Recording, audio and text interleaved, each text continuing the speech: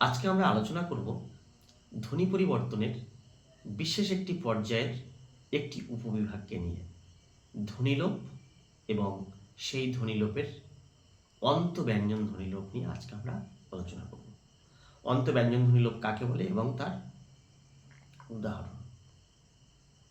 যখন কোনো শব্দ বা পদের উচ্চারণের সময় সেই শব্দ বা পদের শেষে বা অন্তে থাকা কোনো ব্যঞ্জন ধ্বনিকে যদি আমরা উচ্চারণ না করে সেই শব্দ বা পদকে উচ্চারণ করি, অর্থাৎ শব্দ বা পদের অন্তে বা শেষে থাকা কোনো ব্যঞ্জন ধ্বনি লুপ্ত হয়ে উচ্চারিত হয়, তখন তাকে বলা হয় অন্তব্যঞ্জন লোপ বা অন্তব্যঞ্জন ধ্বনি লোপ।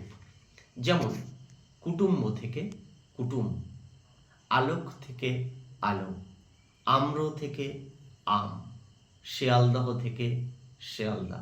এগুলি সবই হলো অন্তব্যঞ্জন লোপ বা অন্তব্যঞ্জন ধ্বনি লোপের উদাহরণ।